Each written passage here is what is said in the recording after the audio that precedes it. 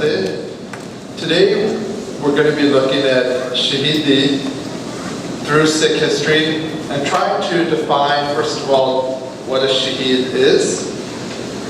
Then we're going to be looking at special characteristic of a Shaheed. And finally, we're going to be talking about who the inspiration for Shaheeds is. So the workshop will be split into 3 sections, or talk, whatever you want to call it. And we do have 2 hours, so we might want to take a break about halfway through. So if anybody wants to tell me when it's been an hour, or I can just go by when your guys' eyes start drooping down.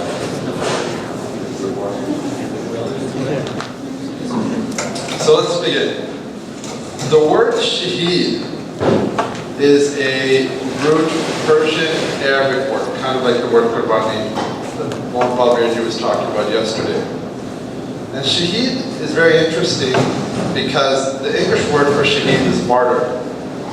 And martyr comes from the Greek word for witness. And Shaheed comes from the Arabic word for witness.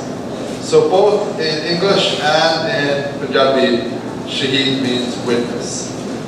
So we have to ask ourselves, why was the word witness used for Shaheed? For someone who gives up their life for their faith or for principle? That's the first question today. The second question that we need to ask ourselves, and I want to put this question out to you before we begin, is what makes a Shaheed?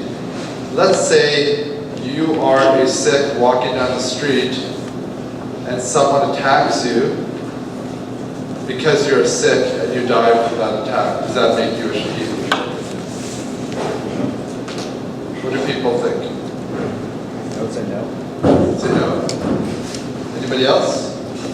Because it is common, and we need to be careful in how we speak today, because we don't want to disrespect anybody's sacrifice, anybody's situation.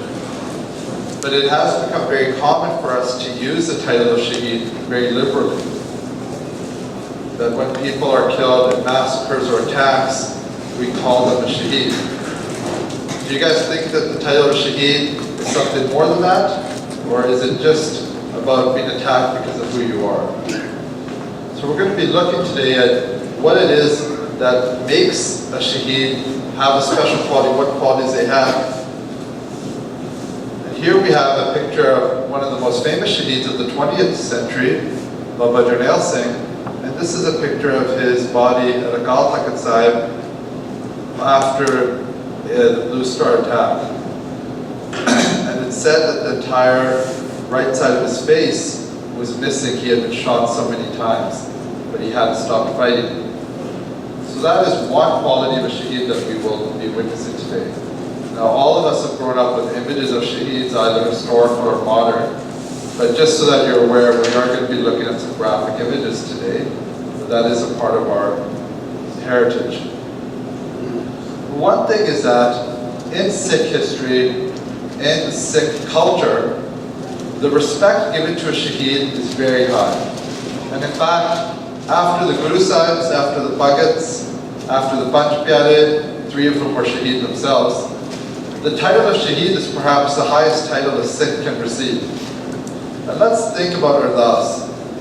After we mentioned the 10 Gurus, and then we mentioned Guru Granth Sahib Ji, and then we mentioned the historical Sikh personalities. We mentioned the Jar Sahibzade, who were all Shaheed. We mentioned the Jali Mukte, who were all Shaheed. The Panch Pyare, 3 out of 5 of them were Shaheed, and who all of them had the mentality of a Shaheed, right? Because what did they do in 1699? They literally gave up their heads to Guru Gobind Singh Ji, right? And then we mentioned all of the female and male members of the Panth that have given their lives for our nation, for our people, for our goal. So after the Guru Sahibs and after those historical Sikh personalities, we mentioned Shaheeds right there. So the title of Shahidi is the highest title that a Sikh can receive. And here we have one of the most famous Sikhs, and still a very, very popular Sikh for many of us today, whose images we keep on our wallpapers and in our rooms, and this is Baba Deep Singh. This is an image of him when he was younger, the painted from Baba Gurdwara, now destroyed. by the SGPC.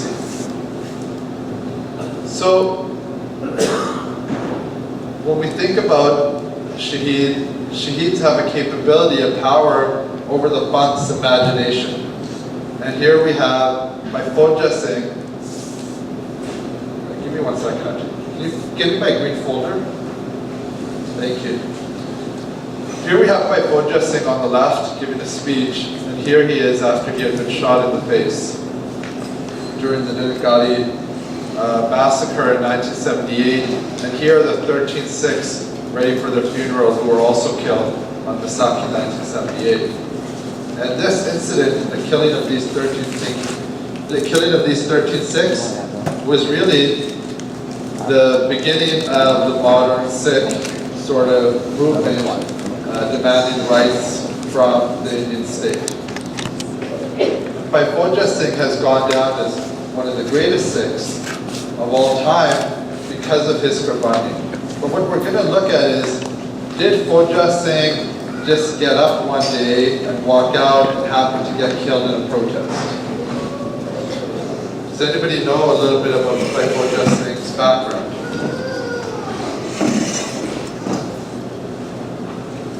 You want to talk a little bit about it? I don't know so much about like his personal background. I know that he was very well respected, especially in Amritsar. If anybody had problems or issues, like especially with bullies or people who were degrading women, especially, I guess, you know, they would come to him and he would, you know, go talk with them. So Bhai Fauja Singh was, I think, a chemical engineer, chemist by trade. But him and his wife spent all of their money on seva, and seva other Sikhs especially. And he would say, anything that I spend on other Sikhs, that is raising my account for Guruji. So the more I spend, the higher my account will be with Guruji, the more good I will be getting. And as Bhai Fauja Singh in the year 1978, he had a special connection with Guruji. He understood that a time was coming that he needed to give Qurbani. And he would ask his wife to imagine that she saw a photo of him dead. He would say to her, you need to be ready to be able to see my dead body and keep your strength and conviction and grace and not be broken by that, because the time is coming where I will have to sacrifice myself to the Lord. And this is a common theme in the lives of Shaheeds, that they have an understanding that they are going to be coming to a point where they will have to give up their lives. There is a conscious choice, and that's very clear. That's what makes them so incredible. The fact that in that moment, not only do they not run away from the situation, but they chose to be in that situation. And we're going to be exploring that a little bit later. I want to just read a quote of Bhai Fauja Singh from a little bit before he got Shaheed. This is translated in English. The 10th Guru formed the Khalsa by shedding his blood. And when this plant gets dried up, it needs more blood. Then the Guru's beloved ones spill their blood to keep the Khalsa's flag flying. This cycle comes approximately every 50 years. So Bhai Fauja Singh felt that the situation in India was devolving and the time would come soon where the Bant needed to be ready to give Qurbani. And within his own Sangat, he was criticized by some people for saying, why do you concentrate so much on Shastra Vidya, on learning how to do Gatka, being militant? Why do you concentrate so much? We're in a peaceful situation in India. And he said, you always need to be ready, as we spoke about yesterday. He had that heart of a warrior mentality. Interestingly, Bhai Fauja Singh also made very close connections with the 3HO community, who happened to be in Amritsar at the time. And you guys can find some really great resources on the internet. 3HO Sikhs who met him and were really inspired by him and had direct sort of stories about him. And the way he dealt with them and interacted with them is just so sweet and nice. How kind he was with them, how much he considered them, regardless of their ethnicity, as full brothers and sisters of his. It's really inspiring to see. So we're going to now be looking at what is a quality of a Shaheed? And we're going to be going through a few different qualities. And I thought that chief among the qualities of a Shaheed is that a Shaheed is committed to the truth. And so there's different types of truth in this world. There's a truth that you and I have where we see a situation. And then there's some, as in the body idea of truth, that is unwavering or unmoving. And a Shaheed is able to tap into that truth and reveal it to the world. And I think a really inspiring and amazing personality who was so committed to the truth against all odds is Kala. And we're going to try to use a mix of both Sikhs that died in battle and Sikhs that were killed, executed essentially. And the reason why I'm going to do this is because both of those traditions are very strong in our mind. Before we go on, I wanted to say one thing, that unfortunately a lot of the images here are more male-dominated, and that's inevitably happens because our history has been written by men. But we need to be aware that there have been sacrifices by Sikh women throughout Sikh history, a lot of times that we don't know their names or don't know their stories specifically. I've tried to highlight a few in this presentation, but we are going to be more male-dominated, unfortunately. Anyways, let's go back to Bhai Jaswant Singh. Bhai Jaswant Singh Kalra was a human rights worker who in 1994 discovered that the Punjab police in his district in Amritsar was illegally cremating thousands of bodies. And as he started to research, he discovered that this was happening in other districts all over Punjab. And he quickly formulated that there must have been tens of thousands, if not more, of illegal cremations happening all over Punjab. Here we have some bodies of people killed in false encounters with Punjab police officials standing in the background. Bhai Jaswant Singh Kalra saw this was happening, and like a lone voice in the wilderness, he forcibly, in the direct continuation of Guru Nanak Sahib speaking to Babur, Bhai Jaswant Singh spoke the truth to power.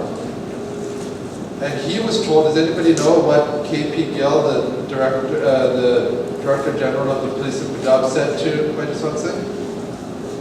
If we need your towns or 25 provinces, what happens to us to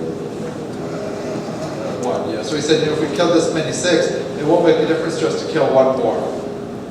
And he said this openly. Bhai Jaswant Singh Kalra came to Canada in 1995. The speech he gave at Dixie Gurdwara is online, and I recommend that all of you watch it. It's one of the most inspiring pieces that over here. And what's inspiring about it is that in that moment, Jaswant Singh has the mentality of a Shaheed. He knows that his life is already gone. And he is fearless. In late August 1995, Bhai Dalawar Singh blew up the Chief Minister of Punjab, Bhai Singh.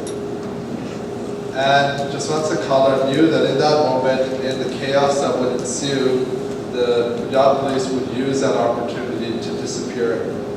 And his father said to him, why don't you stop now? You've done as much as you can, you've gone out and told people, you've left the country, now you should just get out of here. And in fact, Bhai Jaswant Singh had met the Prime Minister of Canada, he had met people from the State Department in America. If the Sikhs had been able to find out if he had wanted to leave the country, it would have been possible to get him out of the country. But he refused. He said, what's the difference? I can die sleeping in my bed, I can die in an accident, or I can die as a Shaheed for my father. So he chose the latter. And just like we spoke about yesterday, when you know that you are going to die one day, then why not die for a cause? Bhai Jaswant Singh was picked up in September of 1995, and his body was never found. Here we have the second aspect, and if you feel I'm missing some, I think we could go on with the list of what makes a great Sikh or a great Shaheed. I've tried to just highlight a few key different aspects. A Sikh is someone who fights for justice. So I hope this doesn't ruin the debate tomorrow, or tonight, I guess. On the left we have by that's water. Oh, look, my mom can't forget to. That's not embarrassing at all.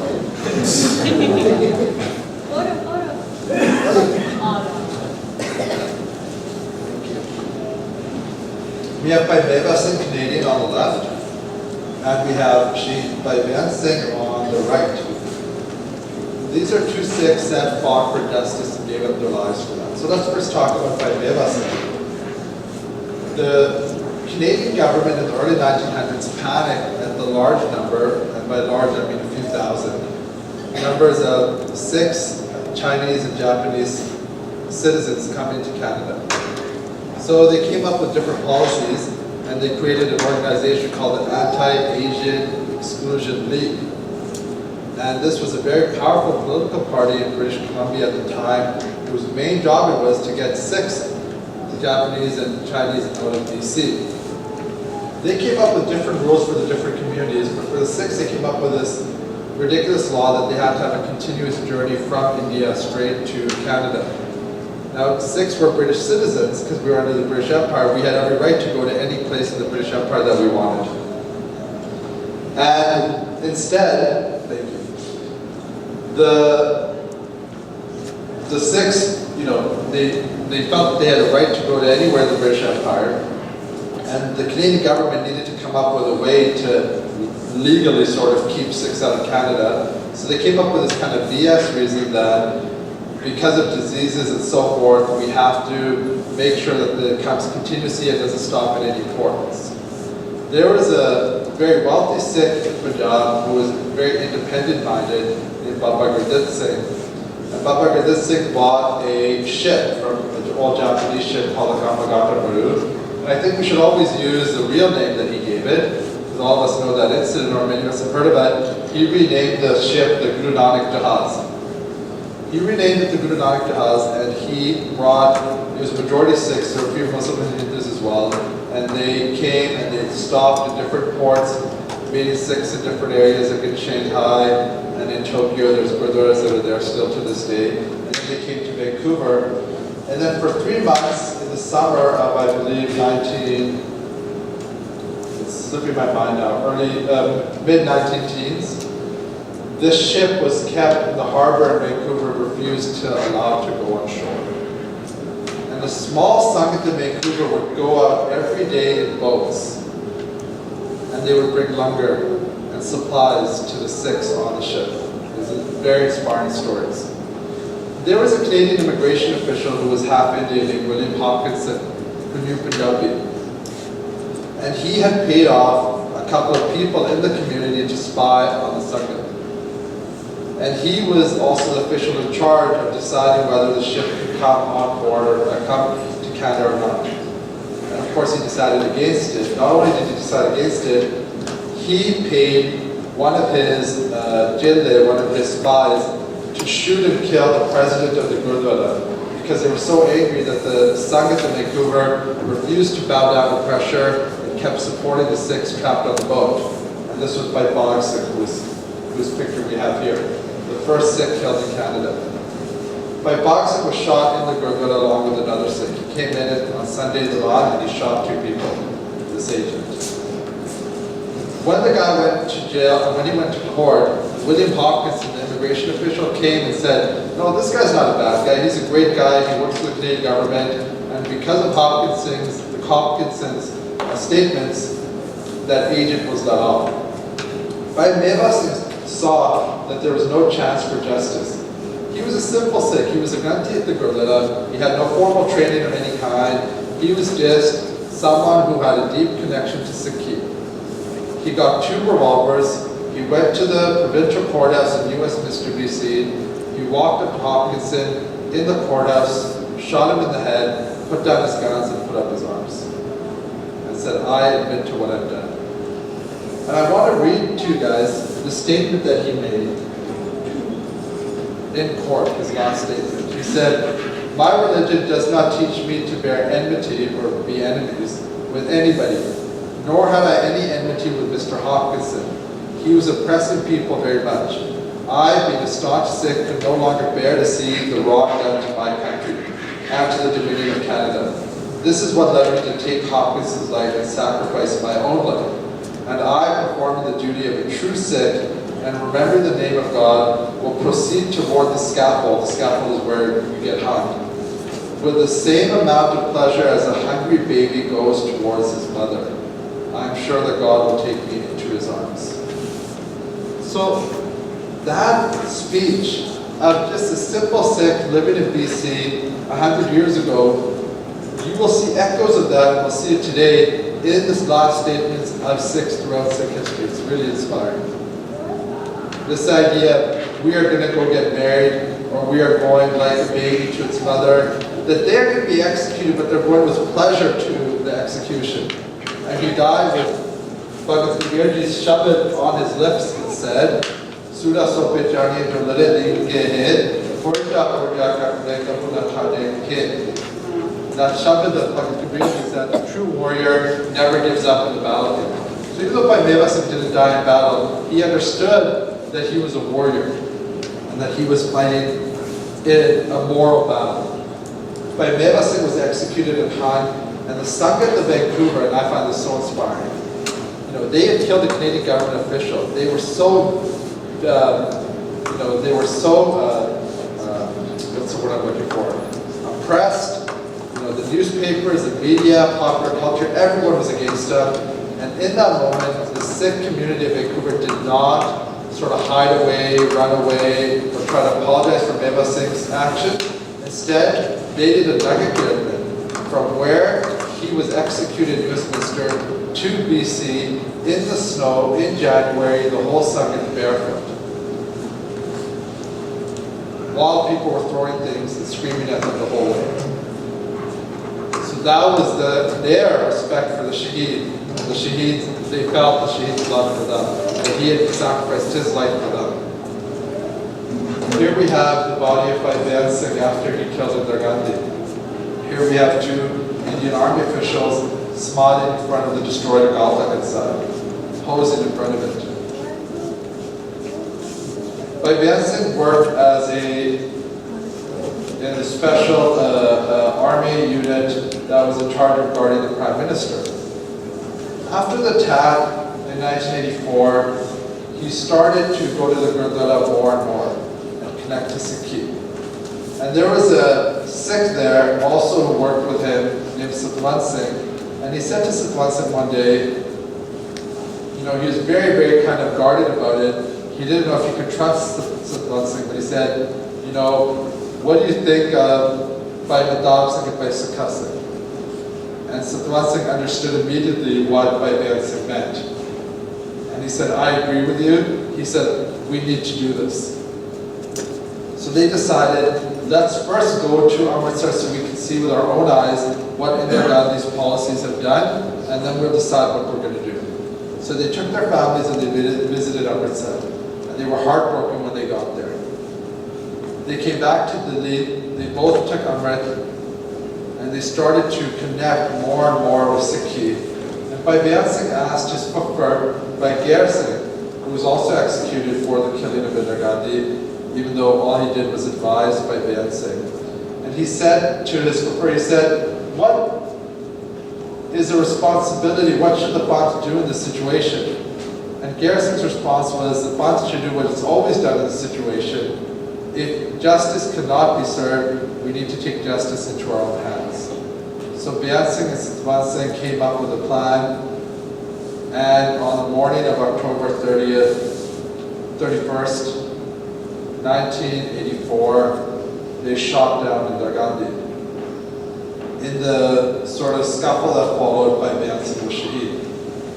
But after they had done their shooting, they put down their guns, just like Bhai Meva Singh had, and they simply said, we did what we had to do, now you do what you need to do. This is really a continuing theme. There's no shame in their action. There's no apologizing for it. There's never a lack of taking responsibility for it. They are willing to face the consequences. They know that for these actions they will be killed, and they are not ashamed of that. That is the mentality, the mindset of a Shahid.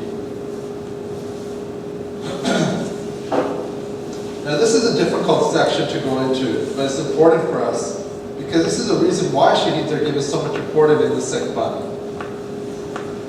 And one of the really inspiring things about a Shaheed is how they can, in horrific situations, keep their composure.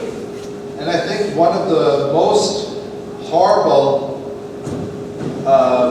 tortures and killings ever was probably that of Baba Qasim Bahadur, the leader of the Khalsa Panth after Guru Gobind Singh Ji.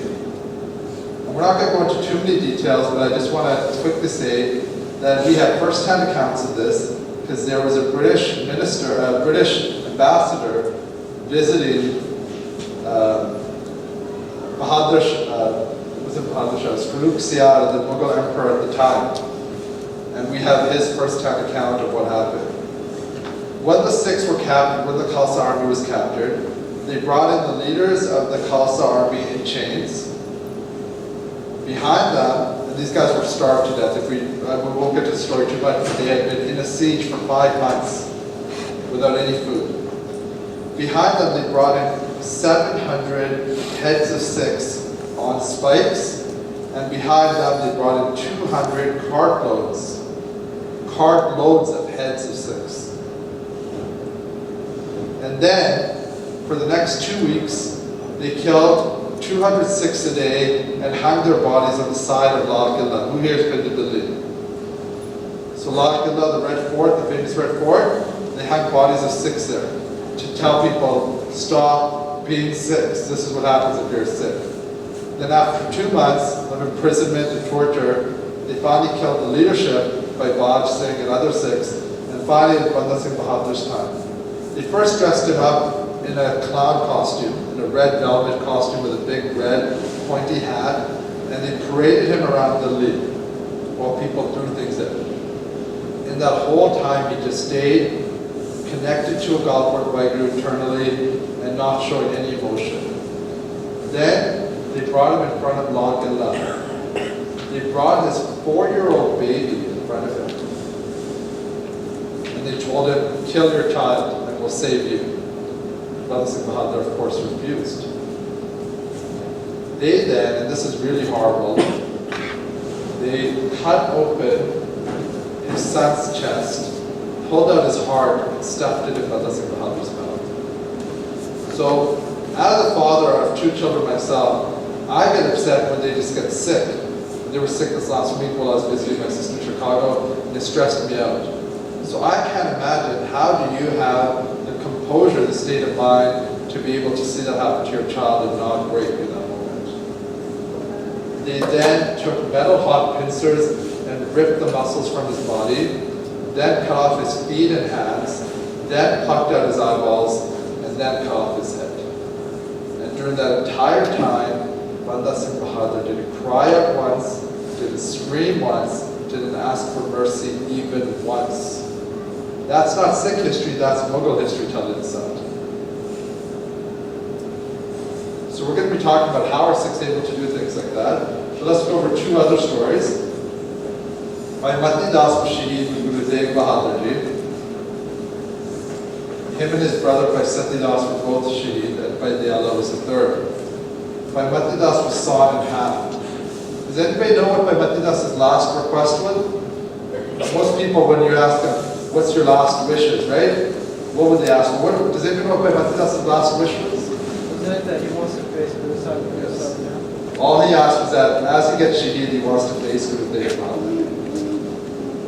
Guru Tegh Bahadur Ji looked into his eyes, and Bhai Mati Das looked into Guruji's eyes, and they didn't say a thing, but there was a connection there. And what did Bhai Mati Das do as the saw started to saw him in half? Does anyone know? Japji Sahib. That was his only response to this torture, was to do Japji Sahib. On the right here we have a famous Sikh of the Babbar Khalsa, Bhai Anok Singh Babbar. His torture is probably one of the worst of the post-84 time period. Anok Singh Babbar was hung upside down for about a week and beaten. After that, metal rods about a foot long were hammered into his legs from his heels. He had his stomach was cut open and marriage was stuffed into it, and his groin was cut open, his private parts, and a metal pin was put in, and electrodes were put directly into his body, and electricity currents. Then his eyeballs were ripped out of his head. And after this day and a half of torture, all he did on the ground was do Wagyu, Wagyu, Wagyu. He never said anything else. And in the evening time, a new guard came on duty. We have this account because of the guard who was on duty. A guard came on duty and he was doing guard and he said, and Noxing asked the guard, what time is it? And the guard didn't know that his eyeballs had been pulled out. And he said, what's wrong with your eye? Can't you tell what time it is? He goes, it's evening time. The Noxing said, oh, thank you. And then he saw his face, he saw he didn't have eyes. And Noxing's response was, oh, it's time for my Dedas. That's what he was worried about. And he started to sit there and do Dedas Bhat. And after he had done his Bhat, he did Ardas. And his Ardas was, Guruji, keep me strong through the night so that I don't break my Sikhi. Please keep my gaze intact. Don't let them harm my gaze. Guruji, please give me the death of a brave Shahid. And that was his only Ardas to Guruji. Not get me out of the situation, save me, put me out of my misery. It was Guruji, let me die with dignity, let me not break. Or he also said, let me not give up any details, let me not sell out my fellow Sikhs. The guard who witnessed this immediately ran to his supervisor, gave him his gun, and said, I cannot take part in killing sons. I cannot kill a guy who, after being tortured in this way, his only Ardas would be, Guruji, let me die as a brave Shahid. And he tendered his resignation. They videotaped the Noxing Babra Shahidi, and they would use it to intimidate other people. I'm sorry, there's one more detail. Because he kept doing Wagyu, Wagyu, he wouldn't stop. The next day, they cut out his tongue. And finally, after a few days, they shot Noxing and they threw his body into a canal. So they used his the videotape of his Shahidi to shock people. But we have accounts. There's one account of a father and son who were tortured by the Punjab police, who said that seeing the video had the opposite impact on us. We saw how horrible things they were doing to Noxing, and we said, if he can just sit there and just do Wagyu Wagyu while they're torturing him, then we also need to stay strong. That's the power of a Shahid. The government thinks, this is so awful what we're doing, this will terrify people. Other Sikhs see it and they say, this is so inspiring to us, it's making us feel stronger. So a Sikh is able to, and I'm not going to go into too much detail because by Mohandas talked about yesterday, but again, just like Banda Singh Bahadur, I want us to try to imagine a situation where your children, or those of you who have brothers or sisters or cousins, are being killed in front of you, and then their body parts are hung around your neck. This is really just horrifying, the type of tortures that Sikhs have endured. And they are then forced to perform labor, and during this moment, what are these Sikh women doing? They're doing kirtan. They're doing Bhat. That's their response to the situation. They're connecting to Akal Purkh Wagyu. So, on the slide, and before we move on, I want to ask a few questions. Why do governments like the Mughal government, or the British, or the Indian state, especially the Indian state of the Mughals, why do they torture Sikhs in such awful ways, do you guys think?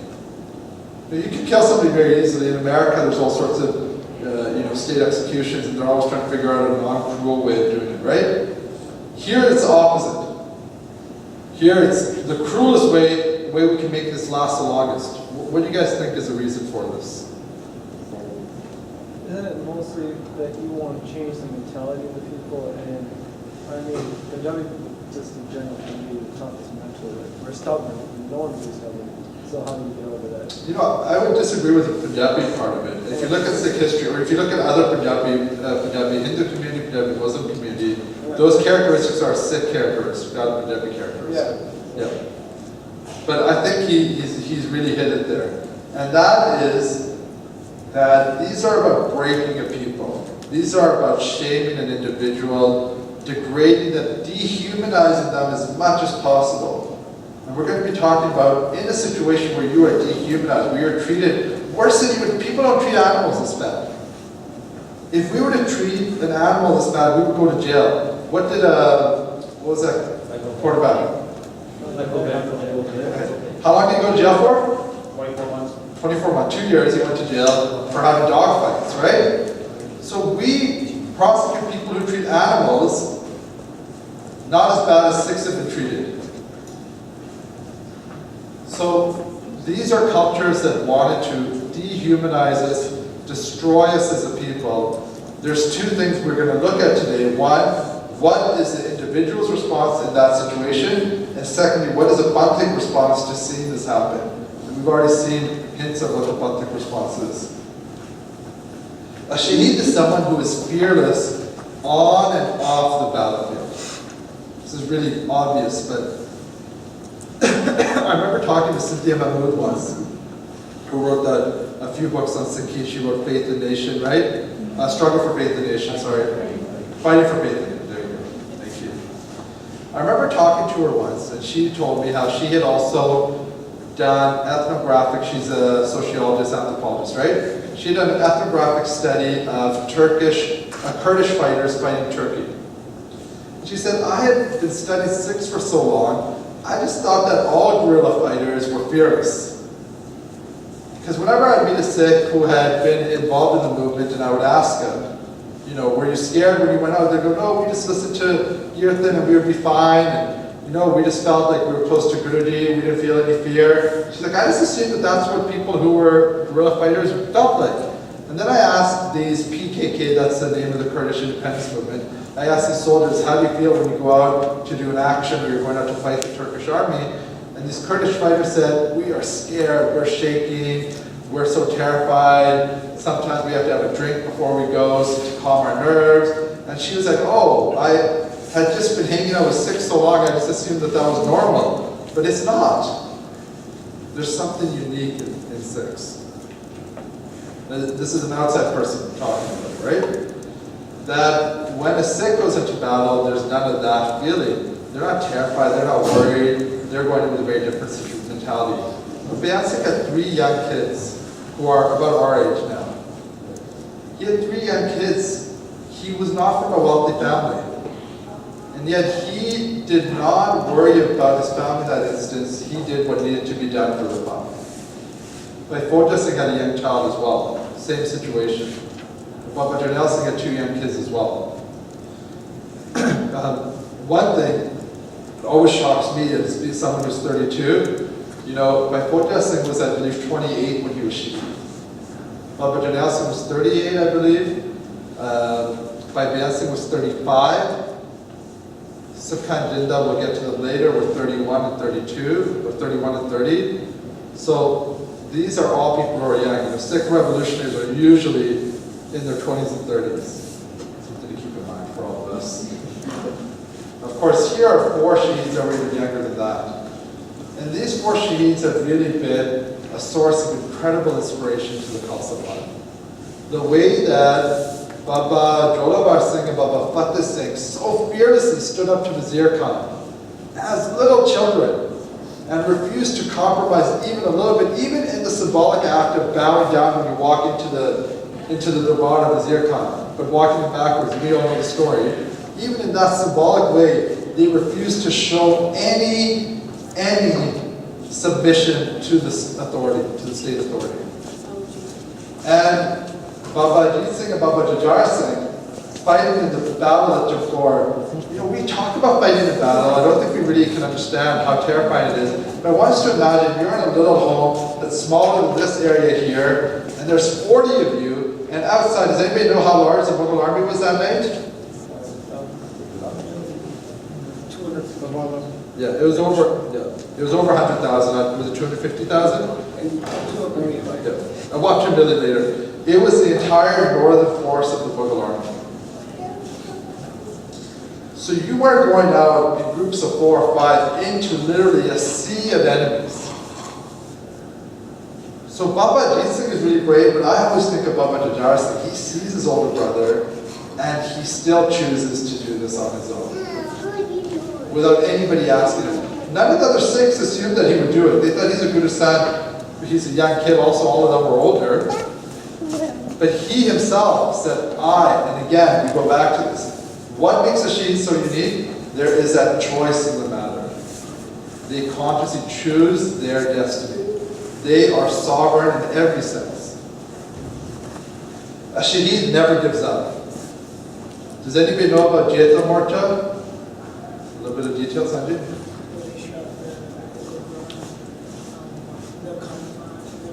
The Kanpat, yeah. So it's a little bit complicated, but what had happened was that there were small states in Punjab that were directed by the British. They had Raja, right? Like Patiala and stuff. And the Raja of Nabha was deposed because he was more Panthic minded. The British got rid of him. And in his honor, the Khalsa Panth did a Kanpat. And this Kanpat was stopped by the British. The Granthi who was doing the part was arrested. And this insult to Guruji, to a Sikh Sardas, was so great. And the larger issue of being under the control of the British, that Sikhs started to march in huge numbers in the Jeta Morcha, marching day after day after day.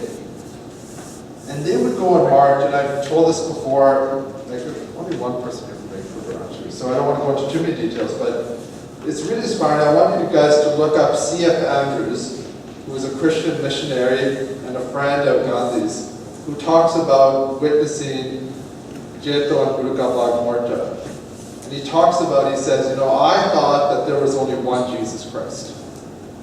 My whole life, I thought there was only one Jesus Christ. He goes, but today I believe that there are thousands. Because every Sikh I saw was a Jesus Christ. So for him, there could be no higher praise. He was a Christian priest. And these Sikhs would go up, and they had made, these were not peaceful protests, they would make promises in front of Guruji, and on the other side, that we're not going to be violent, and then they would march. And so they are marching on the street, on the path. And in front of them are British troops. And as they come up, the British troops fire at them. And then the group behind us keeps walking all day long. At Guru Ka Bhag, the British would have lefties, and they would walk right up to them, stand there, and the British would hit them. Right in the head. And I want us to imagine, has anybody ever had their brother or sister or anybody point an elastic band at them? When you pull it back, you do that? Or a water gun? What's our response to that situation? With that, right? So imagine someone is about to hit you with a huge stick. Would you be able to stand totally still and stare them down? After they got hit, what would they do? They would roll off to the side. They would stand back up, get hit again. Stand back up, get hit again. When they couldn't stand up anymore, they'd roll off to the side, and then the next group would march forward. And it would go like that all day. So that is a Sikh. They never give up, no matter what the cost. Here we have General Shahidi Singh, who was a military genius of the Indian Army, who led the response to the Indian Army's invasion in 1984. And we're used to seeing his other picture. I like to not use his picture when he's in an Indian Army uniform. I don't know why we use that image. But he was an old man in his 70s when he got Shahid. Here he is on the left, looking very nice, dressed in a suit. But here he is on the right, and if you look carefully, he died in the battle. The Indian Army thought that the operation would take a couple of hours. It took them 11 days to finally totally pacify the Barsak complex. They lost at least 4,000 to 5,000 soldiers. 400 to 500 soldiers, if not more. Which is huge compared to what the numbers they thought. They're highly trained. They had, from Jallianwala Bagh, they were launching anti-aircraft missiles at the Barsak complex. Missiles that you used to shoot down airplanes in the sky, they were launching them at the Barsak complex. They had tanks that they brought in. And they were able to hold off because General Shahidi Singh was one of the greatest guerrilla war strategists ever. And after the battle, the Indian Army inserted a metal rod into his back, and they dragged him around the Prakarma. You can see here where he was dragged. and they beat his body. Because they were so angry that one of their own, because he had been an Indian Army general, would lead the attack against him. The primary thing that inspires a Shaheed is their connection to Gurmat Sahib. And there are many shabads that we can use, but I wanted to use these two because they kind of speak to what a Shaheed keeps in mind when they're undergoing or they're in that battle situation. On the left here we have, it's a portion of a shabad of Guru Ram Das, it's a much longer shabad. Je sukh de ta tujhe aradi, dukh bhi tujhe se aaye. Je phukh de ta it hi raja, dukh vich sukh manaye. If you give me comfort, then I will concentrate and connect with you. So that part sounds like all of us, right? So if we're feeling good, we will, we don't even do that actually, but this is what we say. If things are good, Guruji, give us a good house, let us have a good job, give us kids and that, and then we kind of feel satisfied, right? So Guru Ramdas, he said, if you give me that, then I'll connect with you. But then what does he say right after? He said, Dukh bhi tujhe aaye. But then even in pain, I will even remember you. I will even connect with you even then, even when I'm in pain. And then Guruji says, even if I'm hungry, I will feel totally satisfied. Raja is like Raja, right? When you're feeling full. So I will feel full, I feel satisfied even when I have nothing. And even in pain, I will feel happiness. Dukh vich sukh manaye. This is the mentality of a Shaheed. In pain, I will feel satisfied. So, a Shaheed is not suppressing their physical body. A Shaheed is not trying to disconnect from what is happening to themselves. That's what's so amazing about it. A Shaheed is actually, even in that moment, in a non connected to a God work. Even in that moment, feeling that this is a gift of life. That's a really just unbelievable part of it. And this is a part that makes us unique from every other world tradition out there. Every other tradition. If we look at martyrs in Christianity, which has a very strong history of martyrdom, they don't have this idea of even in pain feeling happiness. They are strong and they are able to sacrifice themselves, but not this idea of dukh vich sukh. That is a Sikh idea. Very important. And here we have a sloka Bhagat Kabir Ji Kabira Marta Marta Jagmoa Marpe na jane koe Aisi marni jo bane Mohor na marna hoye. This idea that we are all going to die again and again.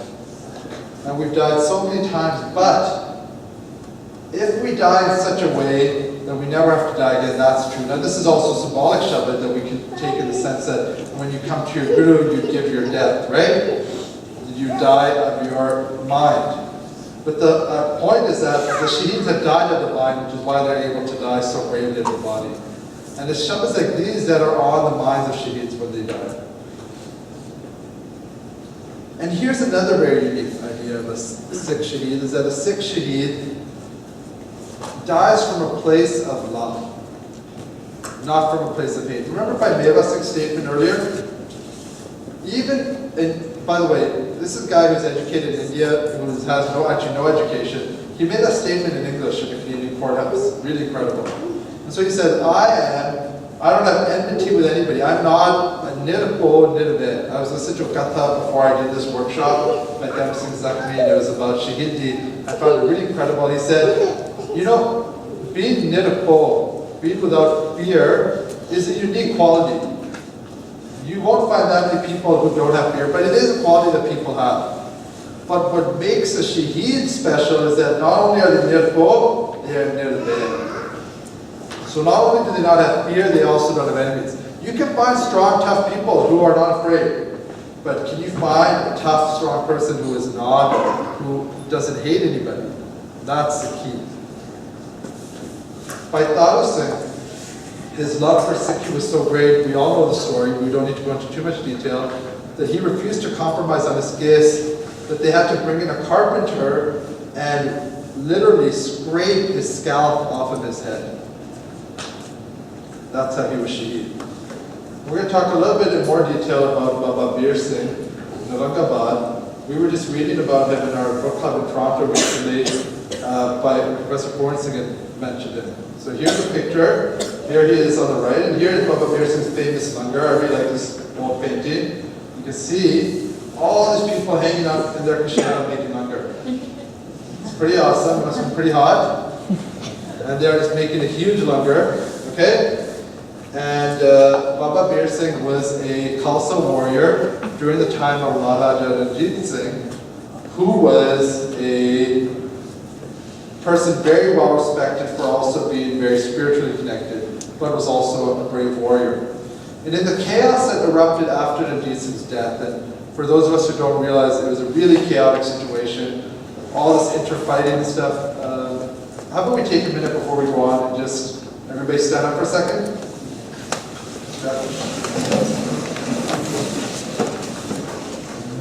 And then we could talk, 19th century politics. Very exciting.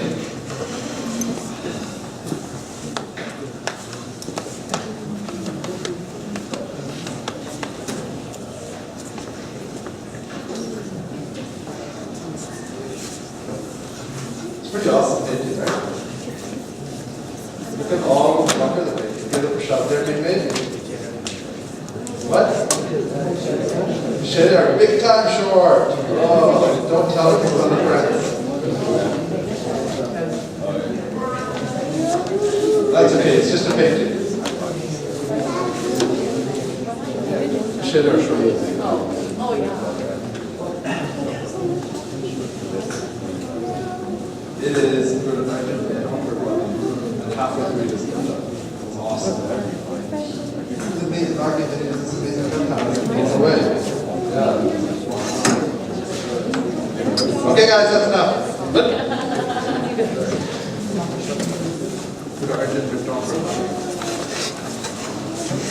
So, it was a chaotic situation after Ranjit Singh died.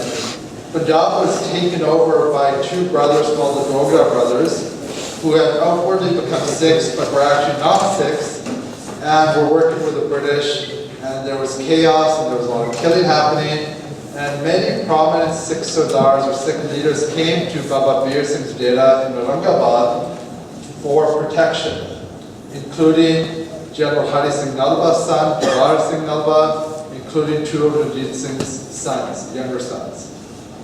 They came here to Bir Singh's Dera. And this is really an incredible story. And some of us might even disagree with it. We had a pretty good debate, if you remember, about whether we thought this was a good action or not. Remember? In Toronto. And we can talk about that here as well, whether we agree with what he did. But I just thought it's an incredibly inspiring story. The Sikh army, controlled by the Dogra, come to attack the Sikhs inside. Really one of the darkest moments of our history. And this army outside is composed of Sikhs, inside are Sikhs. The army outside sends word to Bir Singh. They say, we don't want to hurt you. Send out the leaders that you are harboring, and we'll let you go. Baba Bir Singh's response is, this is a Gurudwara. When people come to Guru's Darbar, Guruji never turns them back. I'm a Sikh of my Guru, I'm not going to turn other Sikhs back. Anyone can come here, no matter who they are, we have to give them protection. They said, okay, we'll give you time. If you don't, we're going to attack. Baba Bir Singh went back into his den, and it was like a fortress. Anybody know what his response was in that moment? Did he get ready to start fighting? Anybody know what he did? He started to make langar. He said, our brothers have come outside, let's get langar there. Then he got prashad made. And then they started to do Asa Diwali. And Baba Bir Singh sat at Guru Granth Sahib in Missouri. And they said, Babaji, they're going to attack us. Shouldn't we fight back? And he said, no, we just need to get ready. We have lots of Sangat coming today. We need to get ready for all the Sangat coming. Let's get ready. As the attack started, they started to shoot cannonballs in.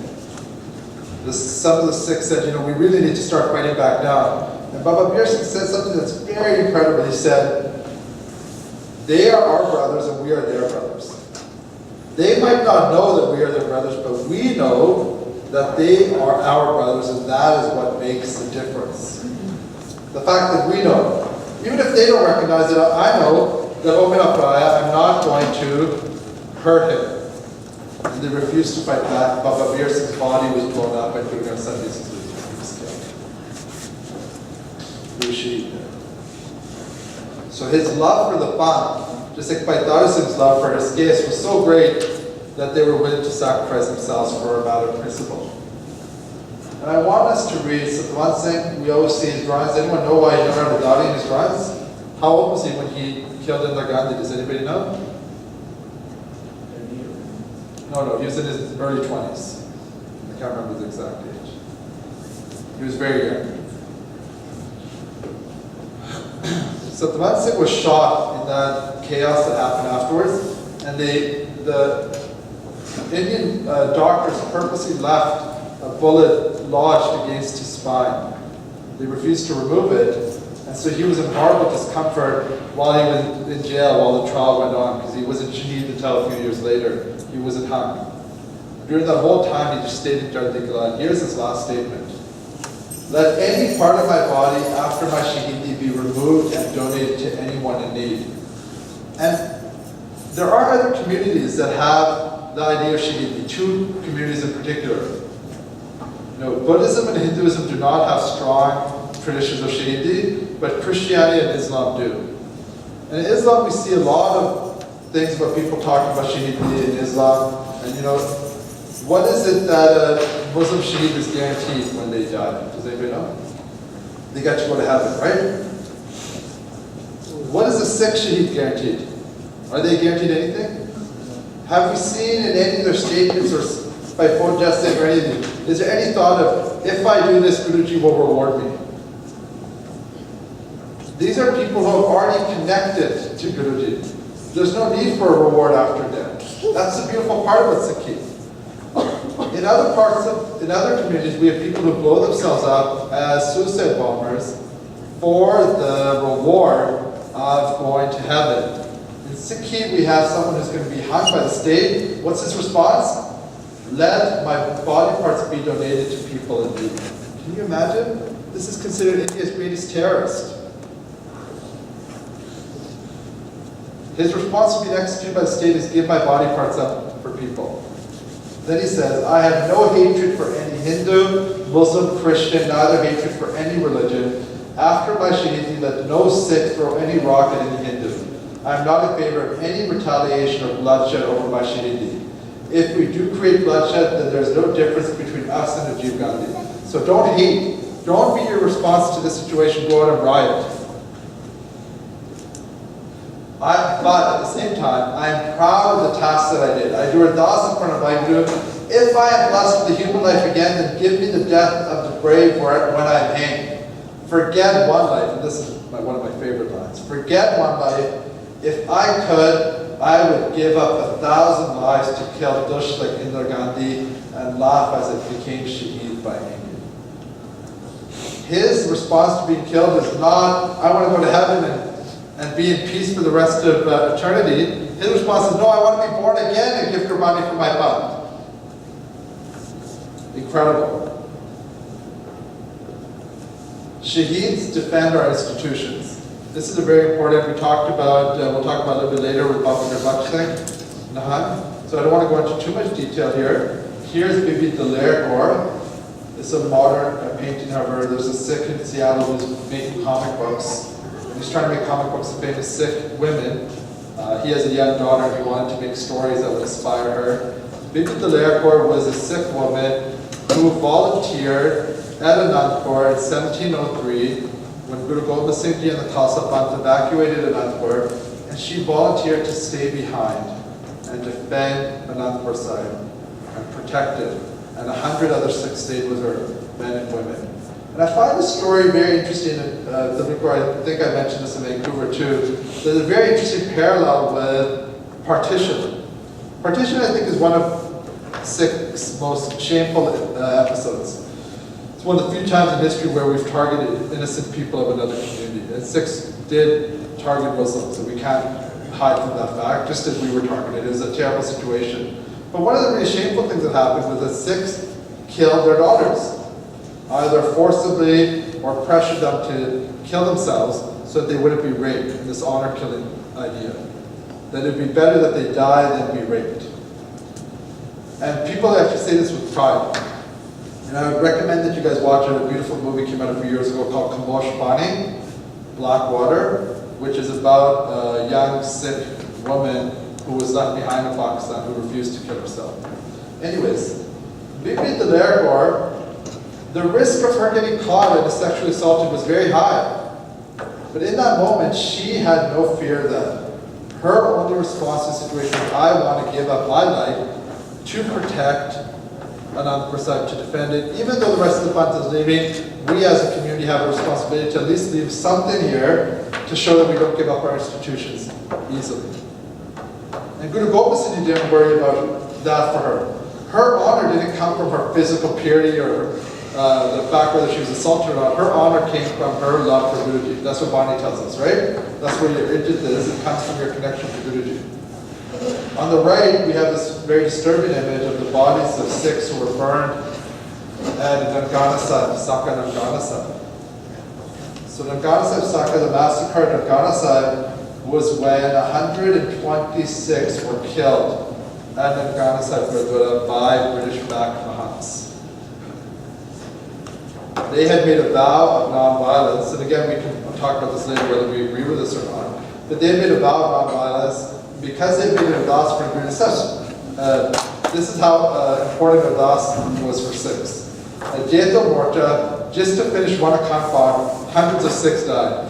At Funda Sahib, what Baji talked about yesterday, we had 2 Sikhs and dozens of others die because they had done ardas. We are going to stop this train and give langar to our brothers and sisters who are being arrested. At Nangana Sahib, they gave up their lives because they refused to fight back. Plus, they were very vastly outnumbered. Bhai Lakshman Singh was leading the Jatha, and 126 were killed and their bodies were burned outside of Nangana Sahib Gurdwara. But their sacrifice inspired the Panth, and within a week, the Gurdwara had been freed from British control. So 6 will defend our institutions against all odds. On the left, we have the president of the women's wing of the All India Sikh Students Federation, Bibi Upkarkar. Bibi Upkarkar is one of 3 Sikh women who were fighters in June '84 who died fighting against the Indian state. We should remember the names of these women.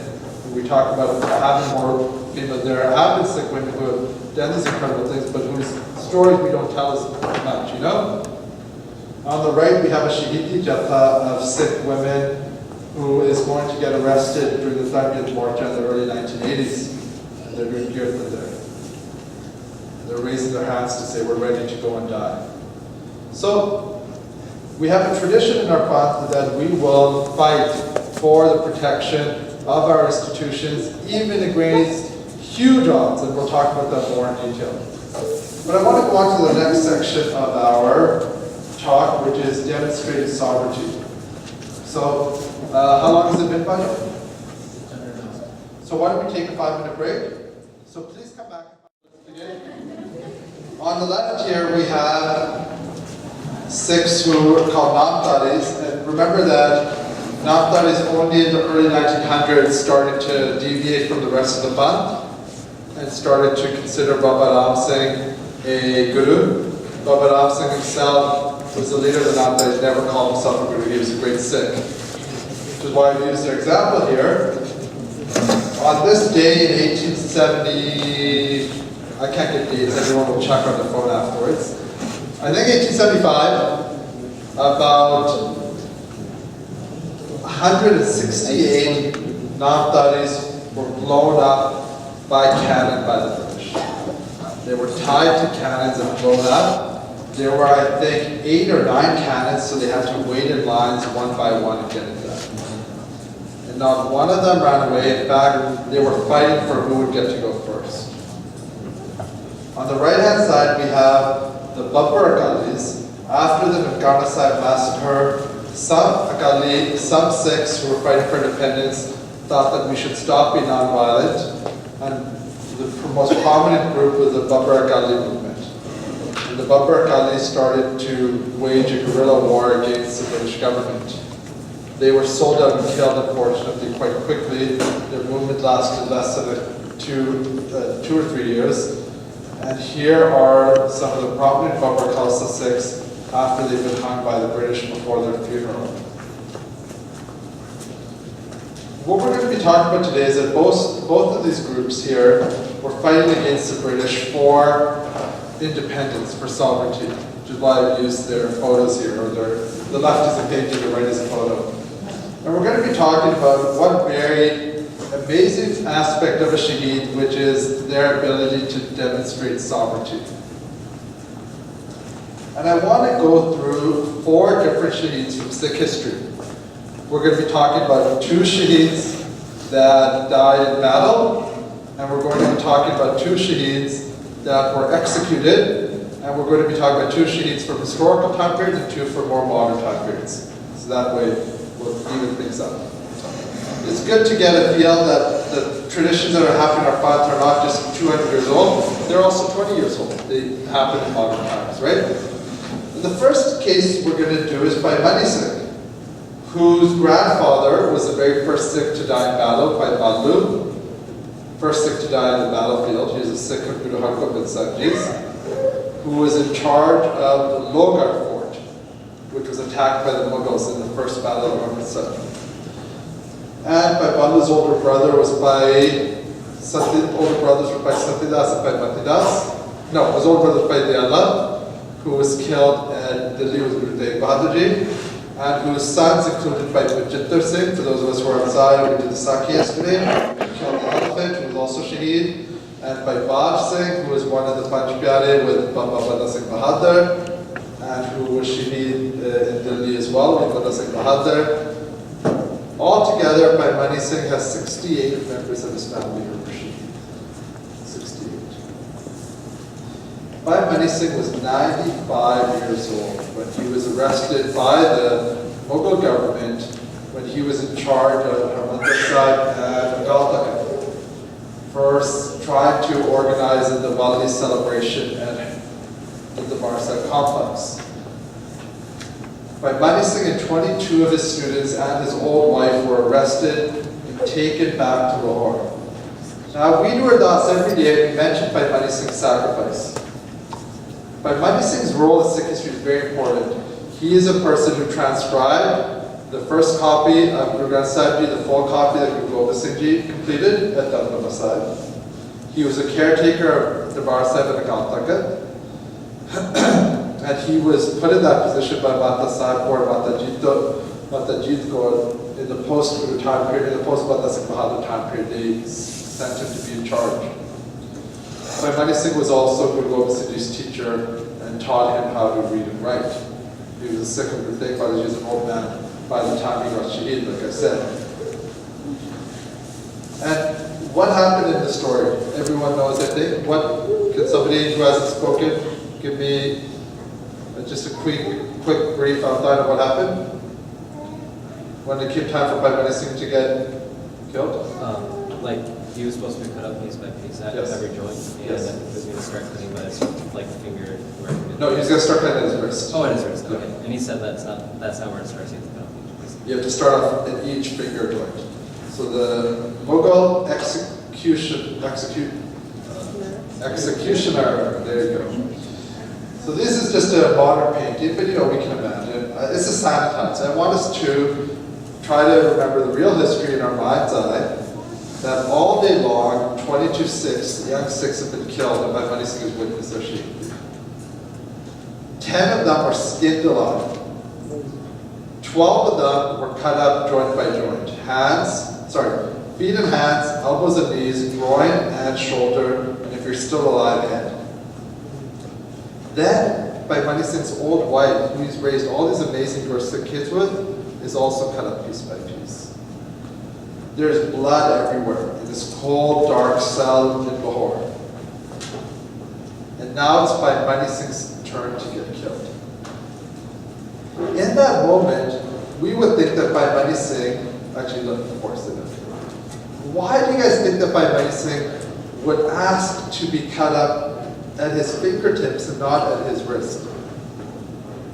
What was his point? Why is this such an important story for Sikhs? We hear stories now, let's actually question Sikh history a little bit. So even in his last moment. You actually heard me do this part of this lecture. You can't, no. You can't give, she's already heard this part before, it's not fair. Good point. Please go on. Somebody else? Was he obsessed with details? Was he really anal? Was he like, no, you said joint, every joint? Is that what this is about? Could it have been because he wanted to have as much time as possible to do similar thoughts or extend that time? That's a good point, but actually, we have the account of Bhairati Singh Congo who says that as the executioner was sharpening his blade, you know what Bhairati Singh was doing? He was stamping his feet and getting annoyed. And the governor said, what are you, getting scared, Mani Singh? And Mani Singh said, no. He said, I wish you would stop wasting time. I have been waiting to give myself up as a sacrifice to my guru and you're wasting my time. Hurry up. I can't wait to be a Shahid for my guru. So sorry, wrong answer. Anybody else? There are things we need to question, right? Why would Mani Singh do this? I want us to imagine in our mind's eye again. By Mani Singh, there's blood everywhere. It's a horrible scene. He has witnessed these young Sikhs who he was a teacher of, he was responsible for their safety, who have died.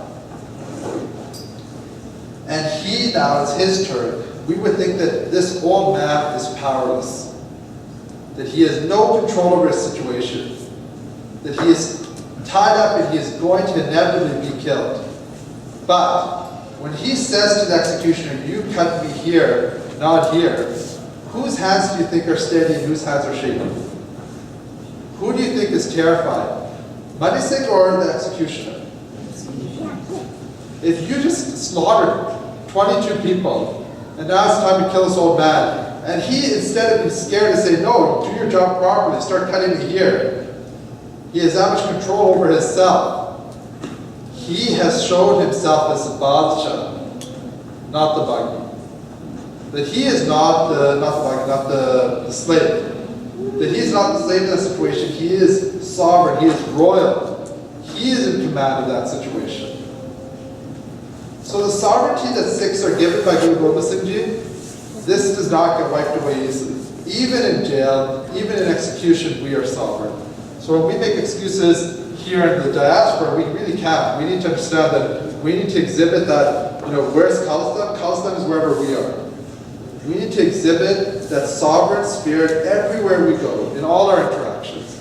If Bhai Mani Singh could demonstrate his sovereignty even in the moment of being executed, he was in charge, not the executioner, not the governor. That's what Bhai Mani Singh demonstrated. That I'm in charge of the situation. And I really love this line here. O executioner, sharpen up your blade, and I will sharpen my mind with your body. That what is it that allows the Gursik to do these actions? It is their connection to body. Oh, I was supposed to show this slide, sorry. Here's the Varsa Nakalta that Bhai Mani Singh is in charge of. Those of you who don't know what they look like. Here we have Shahid Sukhdev Singh Sukha and Bhairatinder Singh Jinda. Sukhdev Singh is on the left and Bhairatinder Singh is on the right. And this picture, anybody know when this picture was taken? You want to guess? After you took me. No, they weren't allowed to take Amrit. They never took Amrit. The morning of their Shahidi. This is the morning they're about to be killed. Do they look like they're scared? Or do they look like they're proud? They got special clothes made, which is a Sikh tradition. We'll talk about where that tradition comes from next. The very next slide, I promise. When they went to the courthouse, they had a choice. If they showed, so anyway, well, what are they famous for doing? Let's go into that first. I forgot my slides. Here you go. Here is General Vidya, the head of the Indian Army, who planned the attack on the Bar side. Here he is marching around looking at Mosque complex after they took it over. Sukhan Jinda killed this man right here. Okay? They also did some other important actions. They killed some prominent, Jagdish Titler, the Congress official, or Sajid Kumar, and who's the other one? What? I can't remember right now. Have any of them been prosecuted for their crimes? Not one, right? The only people who were in charge of the Delhi pogroms who have been brought to justice were brought to justice by Sukhandinda.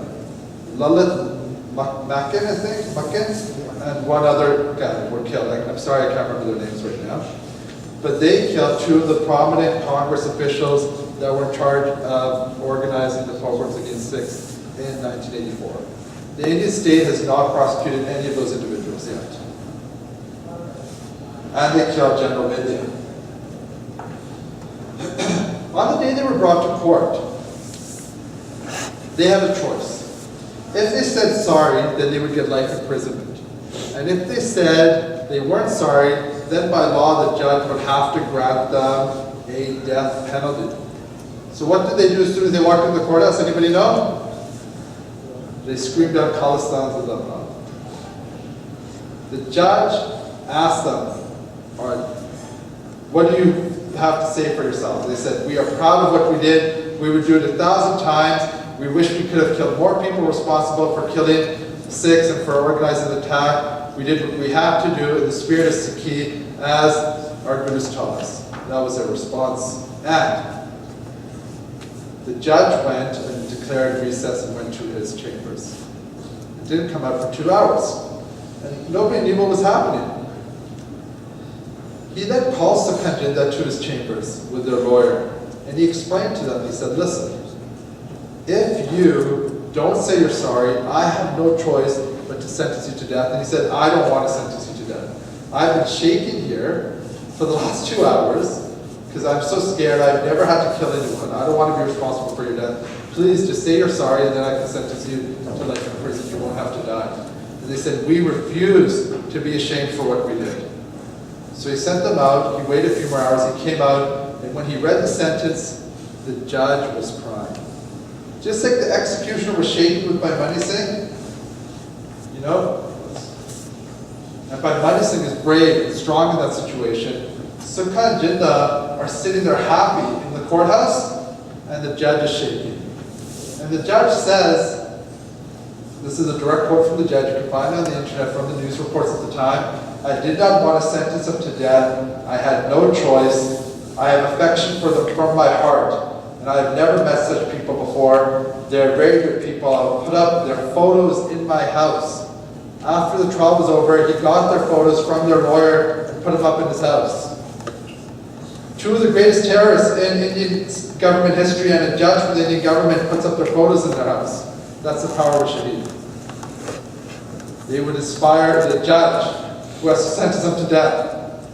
The judge said, I didn't sleep that night. And when Sukhan Jinda found that out, Jinda sent the letter to his mother and he said, I slept like a farmer who has just harvested all his crops. I had such a good night's sleep that night. This image, anybody know what day this picture is from? That's the day that they were sentenced to death in court. They're feeding each other barfi. Okay? When they died, they sent letters to their family, and here we have the letter. They sent this to their sisters. If today we face the gallows, do not think we are being sent there. Don't think that we are being executed. We chose this. We are going to the gallows by our own will. Very echoing by Meva Singh, echoing by Satwan Singh. Your beards will happily kiss and noose that will hang us. So, when they were sent to jail, they were put into jail, and prominent Punjab police officials came to sort of laugh at them. Because especially Jinda had escaped from prison twice before, from custody. So now they were ecstatic they finally caught these two guys. And there's a story that once a prominent official came, and they started to laugh at Sukhan Jinda in jail. And Jinda reached up and through the bars grabbed the police official and pulled his face to the bars, and the guy peed his pants. He got so scared. So even in custody, a Sikh is that strong, that powerful, that he can terrify the bad guy. On the day of their execution, they had 100 border security forces all around the perimeter. They were so scared that somehow they would escape. So Jinda got dressed up. They refused to put a mask over their heads. They said, you usually put a mask when you get hung. They insisted that they put the noose over their own necks. And their last words were, Jinda said to Sukha, Brava, Bolo Fateh. Sukha said, Bole Sonahal. Jinda said, Sat Sri Akal, and they were hung. Those were the last words. They sent letters to their sisters and their family, and their families, this is really inspiring to me, their sisters and cousins at their village did gidda and gave out mithai on the day of their Shahidi and celebrated it like a wedding. They didn't cry. This is the day of their Shahidi again. The day of their execution, day of their sentencing, sorry. Baba Gurmat Singh is a student of Baba Deep Singh. He is the second head of the Tiksal that was at Navdharma in those days. And he is a Sikh who lived in the mid-1700s. And in 1750, I'm very sorry, I should have had my dates written down. It's been a long day, or a long weekend, I guess, that's my excuse. But in 1754, 57, or 64, I can't remember which, Baba Gurmat Singh, the Khalsa Panth heard word that the Afghani army was invading with an army of 30,000 people. And for the last several decades, or sorry, the last couple of decades, any time the Afghanis would invade, the Khalsa Panth would attack them. They attacked them at night, they attacked them in the middle of the day, and what would they do? Their main things, they would free women and children who were being taken as slaves back to Afghanistan to be sold in the slave markets of Afghanistan. And they would free the wealth that the Afghanis were stealing from South Asia, and they would distribute it to poor people and use it to fund the Khalsa Panth's movement against oppressors.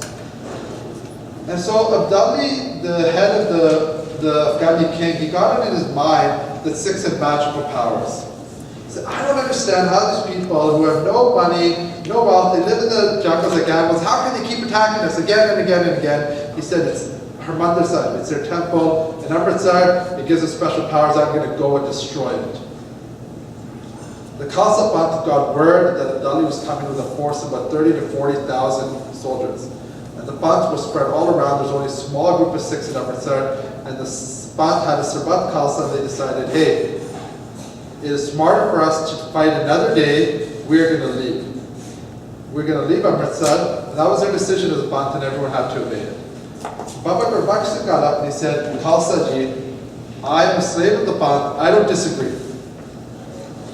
But I only ask, please, that some of us that I be allowed to stay behind, just to show the Afghanis that we don't run away and give our institutions over freely, or give our gurdwaras freely.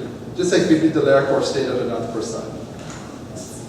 And Baba Gurmat Singh, the Khalsa Panth agreed, they said a small group of Sikhs to stay with you, and 33 Sikhs volunteered, and they stayed at Akal Takht, and they got ready for this huge invasion. They got ready by getting new jolas made for themselves, and getting new daballas tied. And they got dressed up like they were getting married, and this is where the tradition of wearing yellow and orange comes into Sikhi. In Punjab in those days, people didn't used to wear red bugs when they got married, they'd wear orange dastas when they got married.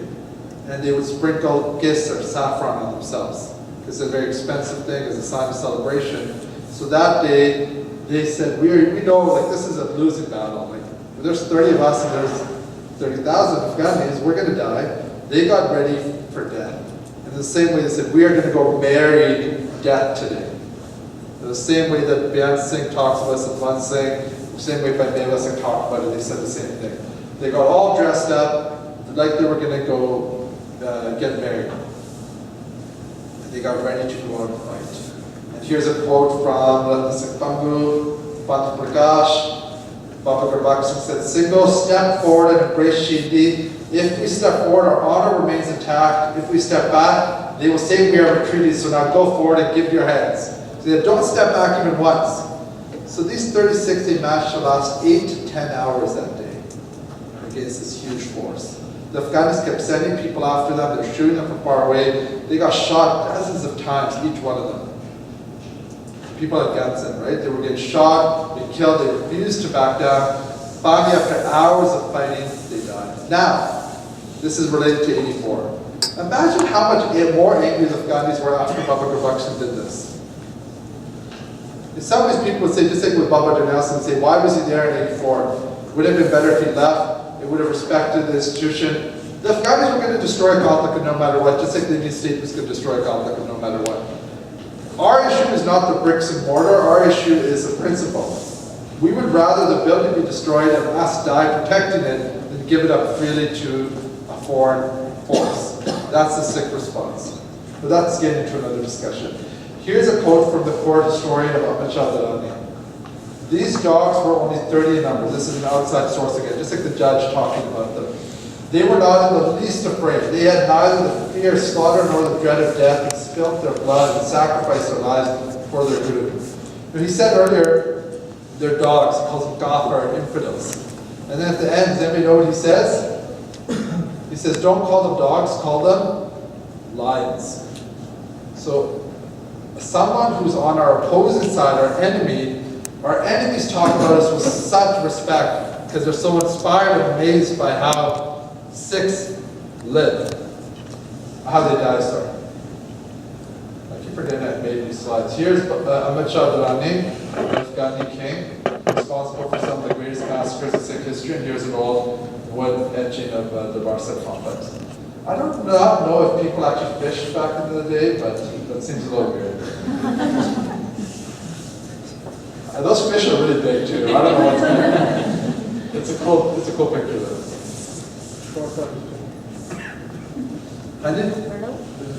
Is there a turtle too? Oh, a bird. It's very cute. I like it. So yeah, Kaltaka, the Ramgari Bunge and the Barsa. And then the Shansat, if you see. Right there. This is not a picture of Bibi Balbirkor, so just as a note, this is just a family, a young family who's joining one of those jathas to go and give themselves up for rest. When we disrespect and we say, oh, Punjabi people are so useless and why don't they do stuff, we gotta remember that when it comes down to it, people in Punjab, Sikhs over India, they will step up to the plate when it comes down to it, and they have in the past. In the 1920s, families, little kids, she's got a little kid in her arm, and she's got two other kids, they went out, they have a hat on because they are going out as a Shahidi Jatha to go protest for Indian independence. The mass movement led by Sikh. Normal people like you and us, we have this capability within us when we are connected to the Guru. So Bibi Balbirkor is a 22-year-old woman from a small village with a 2-year-old child. And she is witness to the Jaitha Morcha. The Sikhs of the Jaitha Morcha are marching by Chopin. And she's inspired in that moment to get up and join them. Now everyone who would join the Morcha would do their last to say that they were going to get Shaheed, but usually only the most dedicated people who volunteered who knew that they were going to, have to die would be in the front, and the rest of the group would be in the back. It would be a long group. We saw the picture before, right? Bibi Balbirkor, holding her little child, goes to the very front of Jatha and starts marching with them. After a little while, the Jathadar, that little group, kind of comes up to her and he's like, BBG, the other women are in the back. I don't think you should be up here with us. We can see the British lines coming close. They're going to shoot at us, and the chances are we'll get killed today. And her response is, Veer, do not stop me. Seva is the only essence of this life. Besides, we never know when death will come upon us. Let me proceed. That's her response. After a little while, he's starting to get agitated. Some of the other Sikh men are like, she's a woman. She can't be up here with us.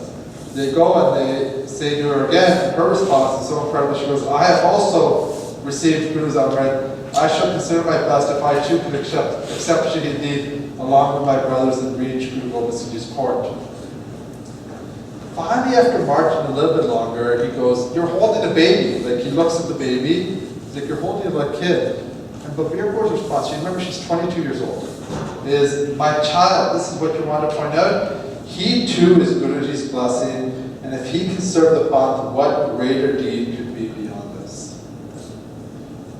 So, like Banda Singh Bahadur with his son Ajay Singh, like those mothers in the jails of Birmania, this is a response, even when our children are on the line, we are willing to sacrifice everything for the Khalsa Panth. As they march, the British start to shoot. The first bullet hits her baby in the head and goes into her chest, and her baby dies. She doesn't cry, she doesn't stop, she doesn't start screaming. She simply puts her baby down on the side of the road and keeps on marching, saying, "My good, my good, my good." The second shot shoots her in the head, the forehead, and blood starts coming to her eyes, and she grabs onto another stick and keeps walking forward, refuses to stop. Finally, she's shot in the head. Bibi Babir Kaur. So this, I want to use this example because this was a peaceful protest, but it's still a warrior mentality. I think that this is dying in the battlefield, how Bibi Babir Kaur died. So in all of these instances, Baba Gurmat Singh, Sukha Jidda, and Paimani Singh, there was a conscious choice. We are choosing our destiny. The Janta was going past her house. There were many other young women there. Bibi Babir Kaur decided, I am going to leave my house. I'm joining this Janta and giving Shahidi for my son. Sukha Jidda could have gone to, even after they did their amazing action, they said, no, we're sorry. No, I would rather spend our rest of our lives in jail. We don't want to die at the age of 30. But they said, no, we choose this.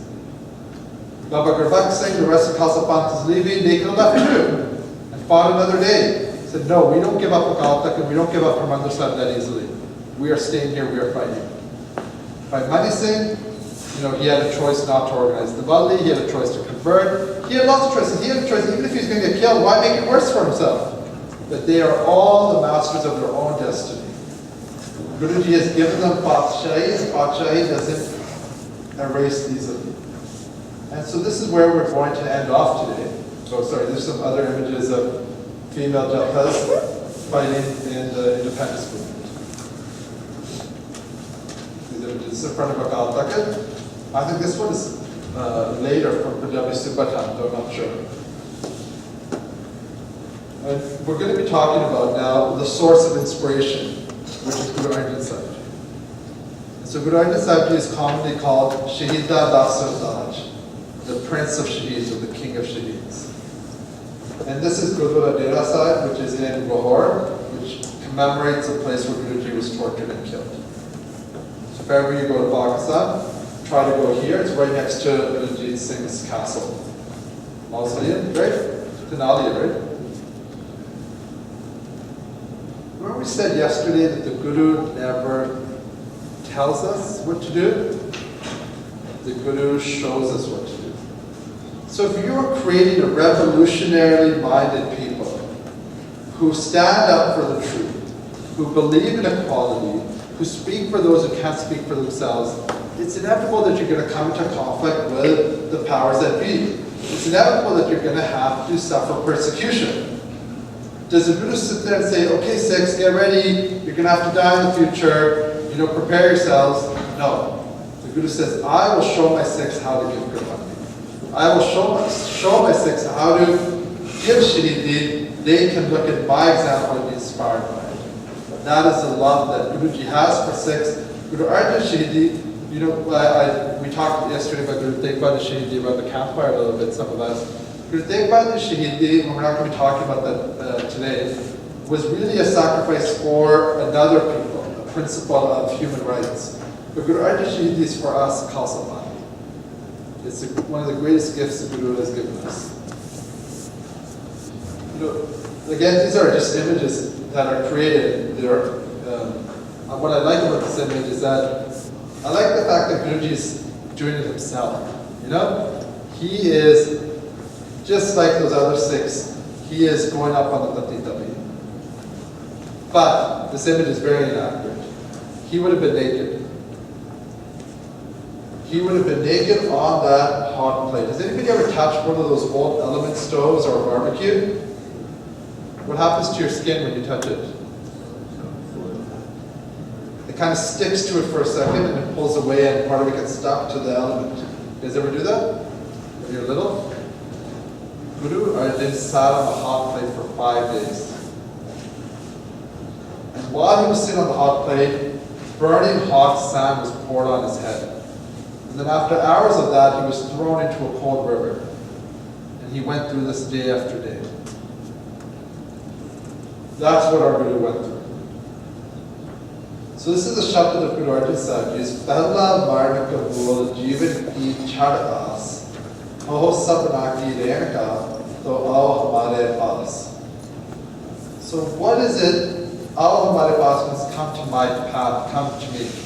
If you want to come and become a Sikh, Guru Arjan is saying, what is the first thing you need to do? Pehla ki karna hai? First, embrace death. First, recognize death.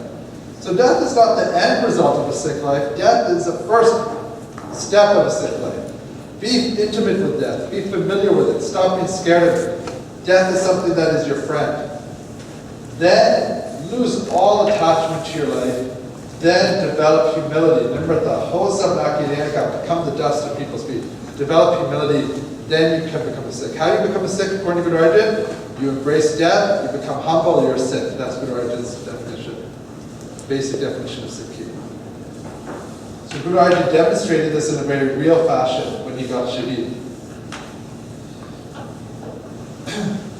When those Sikhs, when Anok Singh is being tortured in this awful way, when Bhai Mani Singh is being cut up piece by piece, when Bala Singh Bahadur, when someone's about to be hanged, when those Namdaris were being blown up by cannons, who do you think comes to their mind?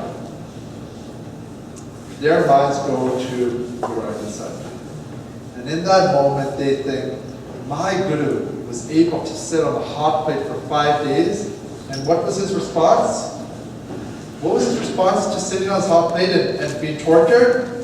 Was it, oh, why am I being tortured? Please stop. Or put me out of my misery. Or crying out or screaming. Guruji's response is this Shabad. Har ka naam hriday nityai sangi sathi sagal tarai. Guru mere sang sada hai naale simar simar te sada samale rahao tera kita meetha lage har naam padarat nanak lage. Guruji's response is, I will concentrate, I will connect with Bani, that is how I will be saved. My Guru is always with me. This is what gives Sikhs inspiration. They feel their Guru with them. They know their Guru is with them. Their Guru is internal. When you develop a relationship with Bani, this is one thing that we're missing as a community today. When you develop a relationship with Guru Granth Sahib Ji, when you become intimate and familiar with Guru Granth Sahib Ji, then your Bani is with you all the time. Sikhs used to say that the Bani that you have memorized, it's like your khajana, it's your treasure that you keep internally. That when you're just walking around, you got nothing better to do, you can just start doing your bach. You have that ability. So when you're in a moment of stress or difficulty, your mind goes to your bach, you're able to do that. It's something that you can connect with, give you source and strength. And this is really the key line, what we had spoken about earlier. Tera kiya meetha lage, this idea that this is something I'm trying to endure. This is something where I'm like, oh God, I just gotta get through this and then it's over, which is what we do when we're in pain, right? When we like stub our toe, you know, how do we cry out, right? Paper cuts, how much do we get bugged by paper cuts? But mine is being cut up piece by piece, okay? Good idea, one blister, we would be like, oh, you know, give me some cold water, give me some medicine, right? Good idea's body is covered in blisters for 5 days. His response is not, I gotta get over this quickly, this has gotta end soon. His response is, no, this is good touch with me, this is sweet. Even this is a gift from my Guru. So don't fall into the paradigm of Western Semitic thinking of the Abrahamic religions, that there is evil in the world of God. Why does God let bad things happen to people? Sikhs don't care about that question. Bad things happen to people. End of discussion. Our response is, how do we deal with bad things happening to us? Sikhs don't care about why bad things happen. They happen. Our response is, how do we deal with them? Guru Arjan doesn't say, Guruji, why does this happen to me? His response is, how can I live in this moment? And we're going to end off with the Shabad of Bhagavad talking about Guru Arjan's Shahidi. We're going to go into it in a little bit more detail. I think we have, how much time do we have? 10 minutes. What? About 10 minutes. About 10 minutes. But we started it, didn't we? I'm not. 15. 15. Can you read the Shabad? Can you see it, please?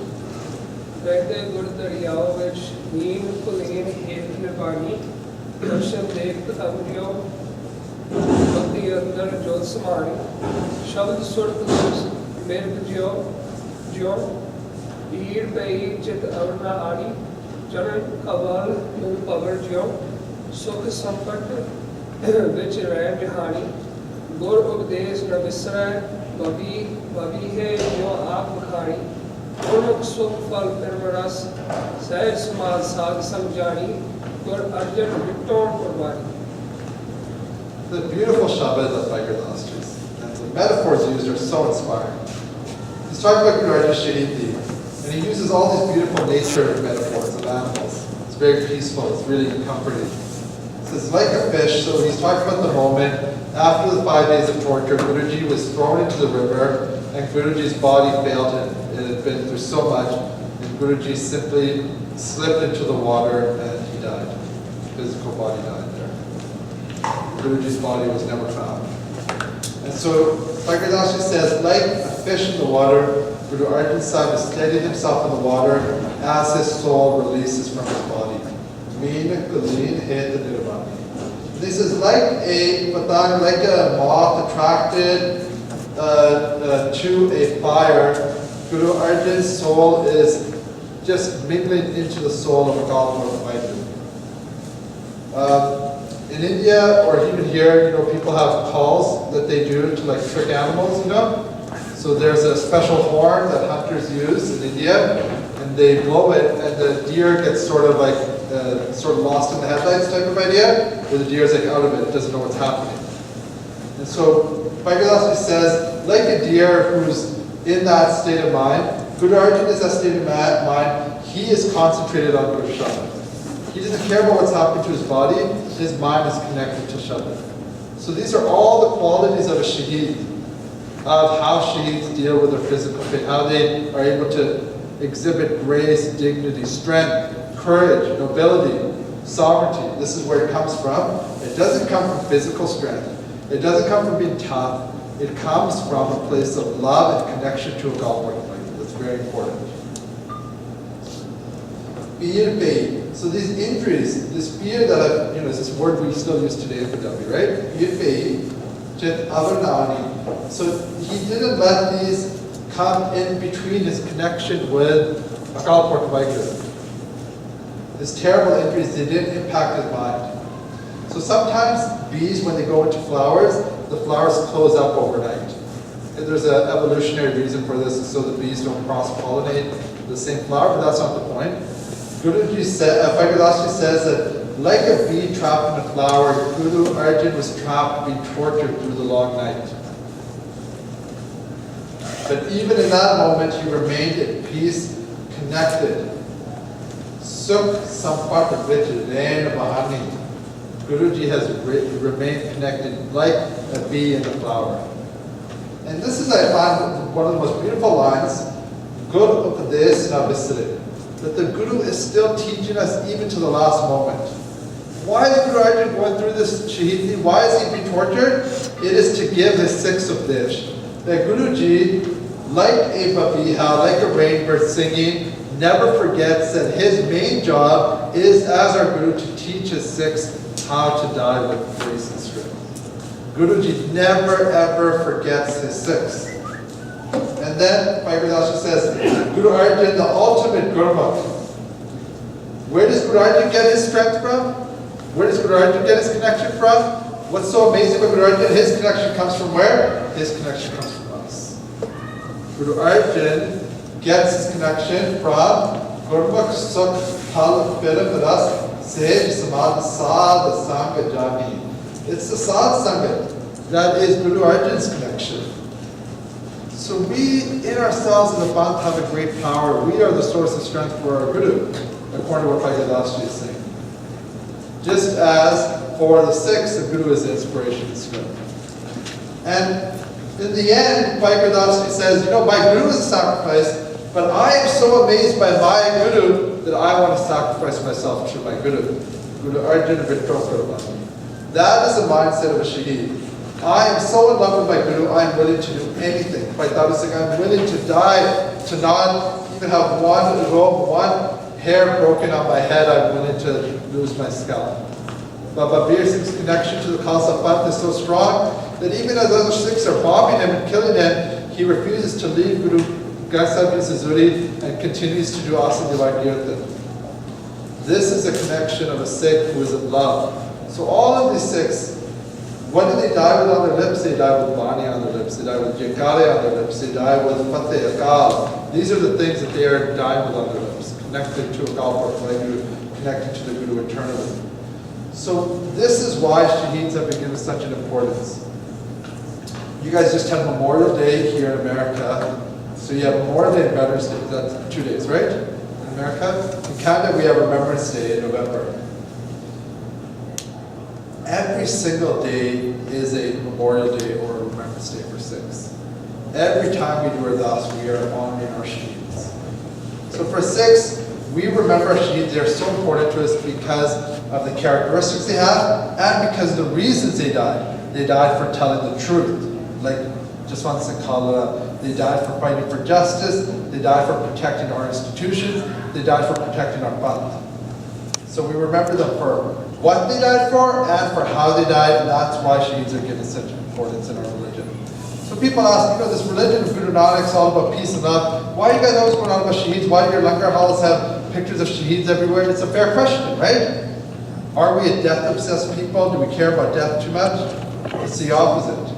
We love life so much, we are willing as a nation to put ourselves on the line to protect it. So we need to change our thinking, become Panthic soul, and understand that this Shaheed, these Qurbani, these are an aspect of love for your Guru. We have by Shabeg Singh the father, by Shabaz Singh the son here. Sorry, Shabaz Singh the son getting Shaheed first, Shabeg Singh there, who were killed in this awful way by the Mughal government. And they did it happily, with love in their hearts. And that is what, when we said witness, what is a Shaheed witness to? A Shaheed is witness to their love for the Guru. They are witness to the truth, they are witness to justice, they are witness to their connection. So this is why the title of Shaheed is so high in Sikhi, and there can be no higher title. Which is why we give a title like by Balwant Singh Adrana. What title do we give him? We call him Jinda Shaheed, which kind of is a strange title, but it's because we can't think of anything higher. And to be honest, the way he talks and some of the things he said, he has that mentality, which is why I think that Orange campaign blew up all of a sudden. Because for many of us, we haven't been witness to that mentality. We haven't seen it in our own lives. Someone who has no shame for what they did, is confident, is proud of their actions, is connected, is not afraid of death, is willing to embrace it, it's inspiring to see. It wakes up people. It can wake up an entire nation. And so there is a sick feeling that as the oppressor, no one's ever learned a lesson. And this is why they won't kill Balwant Singh. They probably won't. Because I think they might have learned a lesson by now. But anytime someone is killed a Shaheed, instead the opposite impact happens. After 84, many of our families in the diaspora embraced Sikhi because of what happened in 84. So the impact of a Shaheed is the opposite of what the government wants. They destroy our spirits and bodies, that's their mentality. They try to dehumanize us. The Sikh response is no. And so there's a famous saying from Mir Mandu's time, the person who used to cut up the Sikh children and hang them around the mother's necks. The Sikhs came up with an old saying, Manu Sati Datri Asi Manu Desoe, Jojo Manu Vadada Asi Dun Savai Boy. Manu is our datri. Our sickle is that rounded knife that you use to cut wheat. Said Manu is our datri. As he kills us, we are growing twice as strong again and again. So they're undergoing genocide, they're undergoing terrible persecutions. These are what Sikhs are saying in response to that. So by Fauja Singh, he woke up the Sikh Panth in the 70s. The same thing happened after 84.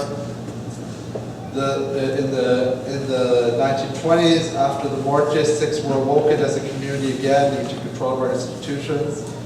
We connect, we embrace, we are able to get onto the path of Sikhi and correct ourselves as a community when we see these sacrifices happen. So the power of Shahid is very great, not only in their actions, but in their inspiration. So that is it for our talk for today. I want us to try to keep in mind the mentality of a Shahid. This is something that we need to try to connect with internally. Standing up for truth, speaking for justice, being fearless, connecting with a Galwar language. So these qualities are qualities of a Gursikh that we can develop in ourselves. Even if we're not going to be in a place where we need to give Qurbani, those are the qualities that we need to develop. How do we develop them? By Gurdas Ji gives us the answer. We become Guru-like. We mimic Guru Arjan Sahib Ji. There can be no greater person to learn from. The Guru has taught us how to live and how to die. So for my mistakes in Bani, pronunciation, interpretation, my ideas about Mani Singh, those are my own ideas. So if you have different theories about why he wanted to be cut out piece by piece, for example, we can have a discussion, and that's important, how we learn from each other. Thank you for your time. I know it was a very long talk, but I really appreciate everyone's patience. Vaheguru Ji Ka Khalsa, Vaheguru Ji Ki Fateh. Thank you, Sir Sandeep Singh. He has indeed enclosed the history of hundreds of years throughout. So we are very thankful. A lot of information here. It's very hard to retain all that information, right? I don't think if I ask you about any Shaheed, you will remember, but you will have a glimpse of it. You may not remember the dates, but you will remember what Shaheed means and who were the Shaheeds. Fantastic information, right from our first Shaheed, Guru Arjan Pasha, and to the latest Shaheeds up to Sukha and Jinnah. Very beautifully explained. One thing I just wanted to tell you, that people are trying to belittle some of the Shaheed, like Sarwan Singh, and it came to my notice that they said that Byan Singh and Sarwan Singh did not kill Indira Gandhi. The bullets came from another distance. But Mr. Bir Singh brought in these statements after they were successful in killing the evil. Those two statements are phenomenal. Those are very good.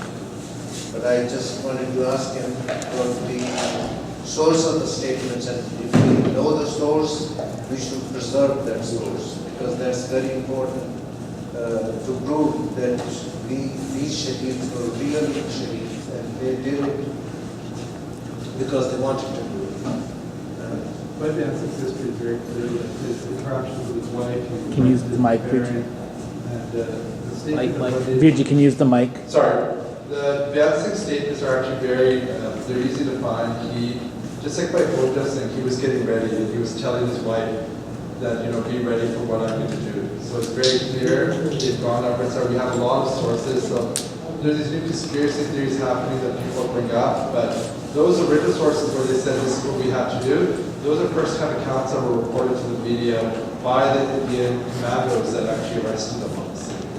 So that's not Sikh sources. Those are Indian government sources. That's fantastic. That information, quote unquote, was very important. The 60 and I think all of you should have a copy of those statements so that we can prove that they are our Shaheeds and we should respect them. Same thing with Sukha and Jinnah.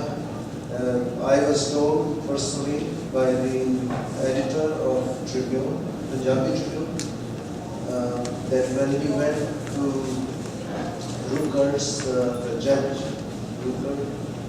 his house. We went to his house, and as we went to his house to interview the judge who sentenced Sukhanjita, the others. And he was amazed to see in his living room the photograph of Sukhanjita. And that's the first hand information that I got when I met him in California and San Jose. So that's a great statement, and he brought in a statement by the judge in quote and quote for you, and that's a real great thing to have. Last thing, but not the least, Guru Arjan's Qurbani was written by Gurdas ji with those words, Guru Arjan Qurbani. I like those lines, Beard by Chit or Nani, the words were Shabad Sur Live Miraj, Beard by Chit or Nani. In Qurbani there is another Shabad. Naad Hame Jaise Mirgaye, Prant Praje, Vapud Khan. Just like a deer is so much in tune with the music, and when the music is played and the deer keeps on going towards the music and the hunter shoots at the deer, the hunter keeps on shooting at the deer, but his attention does not get diverted. He will keep on going. This is the mentality of a deer. And that mentality is depicted here by Guru Rasti. That Guru Arjan was so much in tune with the Shabad that he didn't care whether he is punished, whether he is on the hot plate and hot sand is poured over his head. It didn't bother him. So he has that mind of the deer, mindset of the deer. Beautiful lines. By Vikas also, in these lines, he has enclosed so much information and so much depth that one cannot imagine. This is the only shabad he wrote about the world today, Shahidi. That's a phenomenal shabad. So that's the information that was given to you by some Krishna, and we are very thankful to him for bringing us to all this information for us. And thank you very much. Why?